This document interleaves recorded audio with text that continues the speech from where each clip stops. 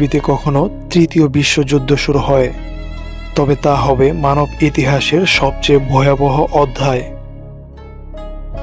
পারমাণবিক শক্তি, আধুনিক প্রযুক্তি আর কৃত্রিম বুদ্ধিমত্তা মিলিয়ে এই যুদ্ধ বদলে দেবে সভ্যতার গতিপথ।